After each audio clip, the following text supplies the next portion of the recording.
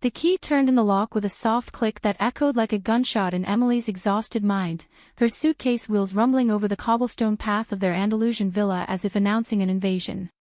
She pushed open the heavy wooden door, inhaling the familiar scent of jasmine from the courtyard, expecting Ella's laughter to greet her like it always did after these endless weeks away, but instead, a murmur of vows sliced through the air, intimate and unbreakable.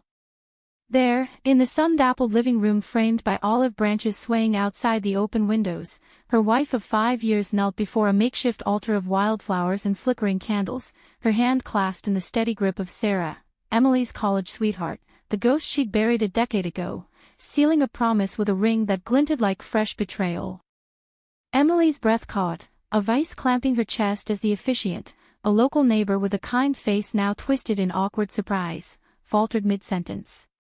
Ella's blue eyes widened, the color draining from her freckled cheeks as she whipped around, the white lace of her simple dress catching the light like a surrender flag. Oh God, you're early, she stammered, rising unsteadily, her voice a fragile thread fraying in the charged silence. Sarah, ever the composed one, turned slowly, her auburn bob framing a face that hadn't aged a day since their fumbling first kisses in a Boston dorm room, warm brown eyes meeting Emily's with a flicker of something unreadable, regret or defiance, Emily couldn't tell. The room, once their sanctuary of whispered dreams and lazy siestas, now felt like a stage lit for her unraveling.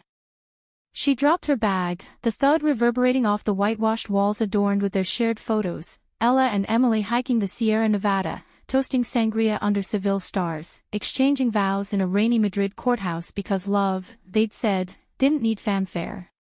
5 years of building this life in the sun-baked hills of West Spain, trading Boston's grind for olive groves and endless horizons, all to chase the quiet rhythm of two hearts sinking like guitar strings in a flamenco bar.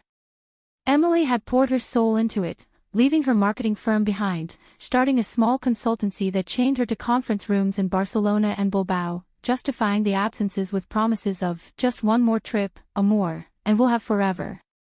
And now, forever had rewritten itself without her. Emily, wait, please, Ella pleaded, stepping forward, her bare feet silent on the cool tile as if afraid to shatter the moment further. But Emily backed away, her tall frame, honed from years of trail runs along the Costa del Sol, suddenly feeling exposed, vulnerable under the weight of eyes that once adored her. Sarah rose too, her slender hands smoothing the pale blue silk of her dress, the one Emily had once bought for their anniversary, a thrift find from a Granada market that now mocked her from across the room. This isn't. We didn't plan for you to see it like this, Sarah said softly, her American accent laced with the same lilt that had once coaxed Emily out of her shell in those rainy New England nights. The officiant cleared his throat, mumbling apologies in halting English before slipping out through the French doors, leaving the three of them in a tableau of fractured intimacy. Emily's mind raced, fragments of memory colliding, the day she proposed to Ella on a windswept beach in Tarifa, wind whipping their scarves as she knelt with a ring forged from a Madrid jeweler's scrap silver, the night Sarah had vanished from her life after graduation, chasing a journalism career in New York while Emily licked wounds in therapy sessions, the quiet evenings here, Ella's head on her shoulder as they watched the sun dip into the Atlantic, whispering about adopting kids someday. Building a family amid the ruins of ancient Roman aqueducts. How had it come to this? A secret ceremony in their own home, vows exchanged like thieves in the night. Tell me this is a dream, Emily whispered, her voice cracking like dry earth under summer heat. She pressed a hand to the doorframe, steadying herself against the vertigo of betrayal. Ella reached out, fingers trembling, but Emily flinched, not from anger, but from the ache of what those hands had meant, how they'd traced her spine in the dark, mapping constellations of trust now eclipsed. I came home early because I missed you. Because the deal closed faster than expected, and all I could think was getting back to us. And this. This is us. Ella's tears spilled then, carving tracks down her cheeks as she sank onto the edge of the woven rug they'd bargained for in a Ronda flea market. It's not what you think, Em. Or. God, it is, but it's more. Sarah.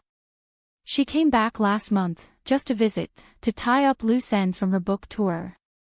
We talked, like old friends, and then. Things unraveled.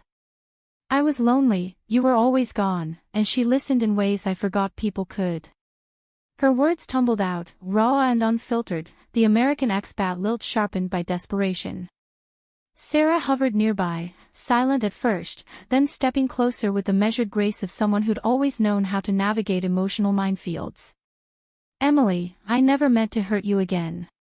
What we had. It ended for a reason, but seeing Ella, hearing her stories about you too, it stirred something. We fell into it, stupidly, and by the time we realized, it was too late to stop. Too late. The phrase hung in the air like smoke from a dying fire, choking Emily as she slid down the wall, knees buckling under the enormity. She thought of the postcards she'd sent from Bilbao hotels, scribbled with hearts and "I can't wait to hold you," the care packages of Ella's favorite almond turin shipped from local markets, the future they'd sketched on napkins over paella, kids with Ella's curls and her determination, a vineyard wedding for their 10th anniversary. All ash now, scattered by a woman who'd once held her heart in careless hands. You married her, Emily said, the words tasting like bile. In our house. With our flowers from the garden we planted together. Her green eyes, usually steady as the Mediterranean, blurred with unshed fury. The afternoon sun slanted lower, painting the room in amber hues that mocked the chill settling in Emily's bones. Outside, the cicadas droned on, oblivious to the human drama unfolding within these stucco walls, a drama as old as the Moors who'd built such homes for love and legacy. Ella crawled forward on her knees, grasping Emily's hand despite the recoil, her touch electric with memory. I love you, Emily. I do. This was a mistake, a panic, because I thought you'd never come back the same. Your trips. They changed you, made you distant, like you're chasing something we'll never be. Sarah watched from the shadows, her face a mask of quiet sorrow, the ring on her finger, simple gold, echoing the one Emily had given Ella, catching the light like an accusation. Emily pulled away, standing on legs that felt like borrowed time. Distant. I've been building for us, Ella. For this life in Spain we dreamed of when we were broke grad students sharing a walk-up in Cambridge. You think I don't see the strain? The way your smiles fade when my phone rings with another delay. She paced the room, boots scuffing the tiles, her dark waves falling loose from the hasty ponytail she'd tied that morning in the airport.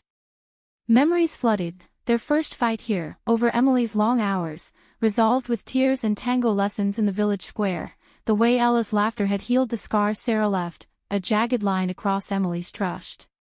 And now, that scar ripped open, bleeding anew. As dusk crept in, veiling the olive trees in twilight, Emily grabbed her bag and headed for the door, not running, but retreating, the weight of unspoken grief propelling her. I need air. Space. Don't follow. Ella's sob echoed behind her, a sound that clawed at Emily's resolve. But she stepped into the cooling evening, the scent of night-blooming jasmine a cruel reminder of promises perfumed and broken. Sarah's voice called softly from the threshold, we can fix this, Em. Talk to us. But Emily didn't turn back. The road to the coastal cliffs unspooled before her, a ribbon of dust and determination, leading her toward the sea where waves crashed with the fury she couldn't yet voice. The cliffs of the Costa de la Luz rose jagged against the ink-black sky, waves hurling themselves at the rocks below like accusations Emily couldn't outrun. She drove the winding road from their villa near Tarifa in the rented Fiat they'd shared for beach days and midnight escapes, windows down to let the salt wind whip her thoughts into some semblance of order. Hours passed, or was it minutes? Time blurred in the rearview, the dashboard clock mocking her with its steady tick. By the time she pulled into a seaside pulperia, a hole-in-the-wall bar lit by strings of Edison bulbs swaying in the breeze, her hands trembled on the wheel. Inside, the hum of locals nursing Mihu beers and plates of gambas al ajillo offered a fragile anonymity. She ordered a Tinto de Verano, the red wine spritzer sharp on her tongue, and sank into a corner booth, staring at the foam-flecked sea through salt-streaked glass. Flashbacks came unbidden, tidal waves of what-ifs crashing over her. It started in Boston, that humid September freshman year at BU, when Sarah, bold, with her reporter's notebook always at the ready, had spotted Emily in a crowded lecture hall, nursing a coffee and a crush on no one. "You look like you could use a co-conspirator," Sarah had said, sliding into the seat beside her, her laugh a spark that ignited something reckless in Emily's guarded heart. They'd been inseparable, late-night debates in the Charles River fog, stolen kisses behind the stacks in Muger Library, dreams of changing the world, Sarah with her bylines, Emily with her ad pitches. But ambition pulled Sarah to New York internships while Emily stayed, building a resume in Beantown agencies. The breakup was a slow fracture, text growing sparse until Sarah's final email, "I love you, but not enough to stay." Emily had burned that printout in a dorm sink, vowing never to chase ghosts. Then Ella. 2 years later, at a queer networking mixer in a Somerville warehouse, Ella had bumped into her, literally, spilling Merlot on Emily's blouse with an apology that dissolved into giggles. Petite and luminous, with those freckles like stars Emily wanted to map, Ella was a graphic designer fresh from RSD, her optimism a balm to Emily's cynicism. "Let me make it up to you," she'd said, and she had, over falafel runs and gallery hops, building a love that felt like home. They married young, impulsively, in a courthouse blur, then chased wanderlust to Spain on a whim. Why not trade snow for sun? Emily had joked, but it stuck. West Spain's rugged beauty, the windswept beaches, the white villages clinging to hillsides, mirrored their wild hearts. They leased the villa outside Conil de la Frontera, a fixer-upper with crumbling plaster and sea views that stole their breath daily. Life there was a tapestry of small joys, Ella sketching logos for local wineries while Emily jetted to pitches, returning to feasts of gazpacho and guitar strums from street buskers. But the trips lengthened, clients demanding more, Emily's drive to provide gnawing at their time. Ella's calls grew laced with loneliness. "Miss your voice, Em. The bed's too big." Emily compensated with gifts, silk scarves from Valencia, pottery from Toledo, but cracks formed, subtle as hairlines in frescoes. Last winter, during a brutal storm that knocked out power for days, they'd huddled by candlelight, Ella whispering, "Are we still us?" Emily had pulled her close, murmuring assurances, but doubt lingered like the damp. Now, replaying Ella's confession in the villa's amber glow, Emily wondered how long Sarah had been circling. A month ago. The book tour excuse rang hollow. Sarah's bylines had dried up years back, her pivot to travel writing a quiet fade from the spotlight. Had they met by chance at that literary festival in Cadiz? Or had Ella sought her out, scrolling old profiles in the dead of night? The tinto burned in her gut, jealousy twisting with a deeper hurt, not just the act, but the erasure. Their marriage, forged in rain-slicked Boston streets, reduced to a footnote in someone else's vow. Her phone buzzed, Ella, of course. Texts piled up, "Please come home. We need to explain. I love you more than words. Sarah's leaving if you want." Emily silenced it, but the words burrowed, stirring the masochist in her. She ordered another drink, the bartender, a weathered Spaniard with a tattooed forearm, eying her with the quiet empathy of someone who'd seen expat hearts break on these shores. "Amor es complicado," he said, sliding over a bowl of olives. "Love is complicated." Emily nodded, biting back the urge to spill it all to this stranger. Dawn crept in, painting the horizon pink as Emily paid and stumbled to her car, the sea a restless mirror to her soul. She drove back not to the villa, but to their hidden cove, a crescent of sand ringed by dunes where they'd scattered wildflowers on their first anniversary, promising eternity. The path was overgrown, thorns snagging her jeans, but she pressed on, collapsing onto the cool sand as gulls wheeled overhead. Tears came then, hot and unfiltered, soaking the earth that had witnessed their happiest days. Why hadn't she seen it? The late nights Ella claimed were deadlines, the sudden interest in American authors, Sarah's old beat. Betrayal wasn't a thunderclap, it was erosion, wave by wave, until the cliff gave way. By midday, resolve hardened. She couldn't hide forever.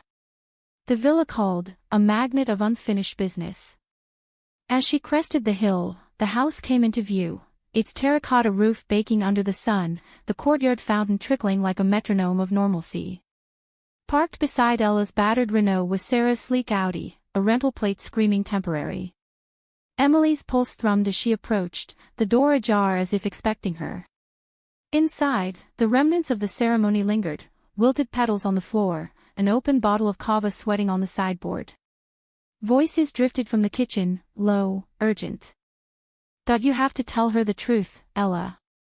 All of it." Sarah's tone was gentle, coaxing, the same one that had unraveled Emily once. "I can't. It'll destroy her." Ella's voice broke, a sob swallowed. "She thinks I'm the villain now, but it was me, I reached out first. After that fight in April, when she forgot our date night again." Emily froze in the hallway, shadows cloaking her like a confessor. The fight, her flight delayed, a client dinner running late, Ella's text unread until midnight. "I came home to an empty house," Ella continued, "and I scrolled through old messages, found Sarah's profile. Just to remember what uncomplicated felt like. One coffee turned to lunches, and then. God, it was like breathing again." Sarah sighed, the sound heavy with shared culpability. "We were reckless. But Emily deserves the whole story, not just the knife, but why we picked it up." Emily stepped into the light, her presence a thunderclap. "Then start with why you thought my bed was collateral." Ella gasped, spinning from the sink where she washed dishes with mechanical fervor, suds dripping from her hands. Sarah leaned against the counter, arms crossed, her brown eyes steady but shadowed. The kitchen, with its herb pots and copper pans hung like talismans, felt too small for the storm brewing. "Sit," Emily said, not a request. They did, around the scarred oak table where they'd planned their life. Words poured then, Ella's isolation, the way Emily's absences carved voids filled by nostalgia, Sarah's rootlessness, her return to Spain a quest for meaning that snagged on old flames. "I proposed to her because I panicked," Ella admitted, twisting the new ring off her finger, sliding it across the wood like an offering. "Thought it would make the mess mean something. But it's you, Em. Always has been." Emily listened, the ache in her chest shifting from raw wound to something probing, seeking truth amid the rubble. Sarah spoke lashed, voice soft as sea glass. "I came back for closure with you, in a way. Never expected this. If you want me gone, say it." The offer hung, a bridge or a bomb. Outside, the Andalusian sun climbed higher, indifferent to the human tangle within. Emily traced the grain of the table, memories etched there like veins, laughter over burnt tortilla, tears over missed calls. Forgiveness wasn't a light switch, it was dawn, slow and inexorable. "I don't know what I want," she said finally, voice steady for the first time. "But I know I can't lose us without fighting." The word surprised her, a spark in the dark, not absolution, but a beginning. As afternoon waned, they moved to the terrace, the three of them in uneasy truce, sipping café con leche amid the jasmine's hush. Stories unfolded, not justifications, but confessions, Ella's fear of fading into Emily's shadow, Sarah's regret for the girl she'd left broken. Emily shared her own ghosts, the pressure to succeed, to outrun her past failures, including Sarah's abandonment. Laughter crept in, tentative, over shared absurdities, the time they'd all crashed the same pride parade in Madrid, years apart yet linked by fate's cruel joke. Yet undercurrents swirled. That night, as stars pricked the velvet sky, Emily lay awake in the guest room, the wall between her and Ella's bed a flimsy barrier. Betrayal's shadow loomed, trust a fragile bloom needing water and time. Sarah slept on the couch, her presence a reminder that some wounds scar, but don't always kill. Weeks blurred into a tentative rhythm, the villa a pressure cooker of mending and fracture. Emily threw herself into work, virtual calls from the sunroom, proposals sketched on napkins stained with ink and doubt, but home pulled her back, a gravitational force laced with thorns. Ella tiptoed around her, cooking elaborate paellas and leaving notes scrawled with, "I love you," in the fridge, her blue eyes pleading for a glance that lingered. Sarah lingered too, extending her visit indefinitely, helping with chores under the guise of amends, pruning the olive trees, her hands dirt-streaked and capable, echoing the girl who'd once planted wildflowers in Emily's dorm window box. The betrayal festered, surfacing in quiet moments, like the evening Emily found Ella's journal open on the patio table, pages filled with crossed-out vows to Sarah, underlined fears of losing Emily. "You read it?" Ella asked later, catching her in the act, hurt flashing before softening to understanding. They talked then, really talked, for hours under the pergola strung with fairy lights, cicadas harmonizing their halting truths. "I felt invisible," Ella confessed, knees drawn up on the wicker chair, her sundress pooling like spilled moonlight. "Your success is beautiful, Em, but it swallowed us." Emily nodded, the admission a key turning in a long-locked door. "I was running from failing you, from being the girl Sarah left because I wasn't enough." Sarah became an unlikely bridge, her journalist's ear drawing out confessions neither had voiced. Over walks along the beach, barefoot in the surf, waves licking their ankles, she shared stories of her nomadic years, gigs in Buenos Aires, heartbreaks in Berlin, the hollow ache of bylines without belonging. "I envied what you two built," she admitted one dusk, as gulls dove for supper. Coming back, seeing Ella's light dim. "I thought I could fix it, but I just broke more." Emily listened, the old anger ebbing like the tide, replaced by a weary empathy. Sarah wasn't the villain, she was the echo, a reminder of growth's cost. Climax brewed on a sweltering August afternoon, the air thick with the promise of Sirocco winds. Emily had returned from a rare solo trip to Seville, a design expo that stirred her creative fire, buzzing with ideas for their future, a joint venture, blending Ella's art with her strategy, roots deeper than any vine. But pulling into the drive, she found the villa empty save for Sarah, packing her bag in the foyer, face drawn as if she'd aged a decade in days. "She's gone to the cliffs," Sarah said, voice tight. "We argued. Badly. She wants to end it, with me, with the mess. Said she can't breathe until she knows you're all in or done." Panic surged, hot and primal.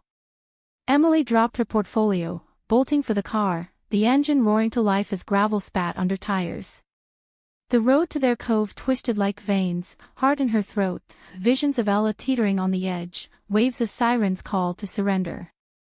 She arrived in a skid, sand flying, and sprinted the path, thorns forgotten, calling Ella's name into the wind.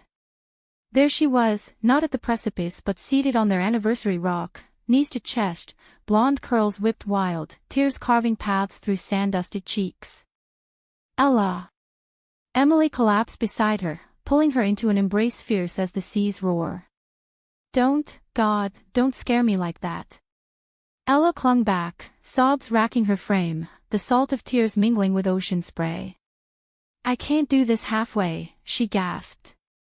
"Sarah's leaving, but what about us? I betrayed you, Em. How do we rebuild on ruins?" They sat there as the sun dipped, painting the water gold, words unraveling like frayed rope. Emily traced Ella's freckles, memorizing the map she'd once known by heart. "Because we're more than the break," she said, voice steady amid the gale. "We're the mend, the glue of all we've survived. Boston rains, Spanish storms, even her." She glanced back toward the invisible villa, where Sarah waited, a chapter closing. "I forgive you. Not because it's easy, but because losing you would break me worse." Ella pulled back, searching Emily's green eyes for lies, finding only resolve. "And Sarah?" The question hung, fragile as sea glass. "She's part of the story, but not the end. Let her go, with grace." They rose together, hands clasped, walking the dune path as twilight deepened. Back at the villa, Sarah stood on the terrace, bag at her feet, her auburn hair catching the last light. No accusations flew, instead, a quiet circle formed, 3 women, bound by love's tangled threads, severing one with care. "Thank you," Sarah whispered to Emily, their hug brief but healing, a bridge burned to ash for new paths. "For letting me remember what we all deserve." She drove off into the night, taillights fading like a memory released. In the aftermath, the villa breathed easier, spaces once haunted now echoing with tentative joy. Emily and Ella dove into therapy, online sessions with a Barcelona counselor versed in expat hearts, unpacking layers, Ella's need for presence, Emily's fear of stagnation. They planted new wildflowers in the courtyard, each bulb a vow renewed, and started the business. Sol y Luna designs, logos blooming from Ella's sketches, strategies from Emily's fire. Mornings became rituals, coffee on the terrace, planning adoptions with a local agency, dreaming of little ones with mixed curls and boundless curiosity. Not all scars faded, anniversaries of that day brought shadows, quiet dinners where hands squeezed under the table. But growth bloomed in the cracks, Emily cutting trips short, Ella voicing needs unprompted. They danced again in the village square, flamenco steps syncing like their pulses, laughter rising over castanets. Humanistic in its quiet triumph, their love wasn't flawless porcelain but terracotta, fired in sun and storm, enduring. One crisp October eve, as leaves turned on the hillside vines, Emily knelt in the courtyard, ring in hand, not silver this time, but gold warmed by Spanish earth. "Marry me again," she said, Ella's gasp a melody. Not to erase, but to etch deeper. Tears fell, yes tumbled, and under the jasmine's watchful bloom, they sealed it, not with fanfare, but with the profound simplicity of two souls choosing, daily, to stay. The sea whispered approval from afar, waves a eternal hymn to resilience. In West Spain's embrace, amid olive whispers and starlit skies, Emily and Ella found not perfection, but home, a tapestry rewoven, thread stronger for the tear.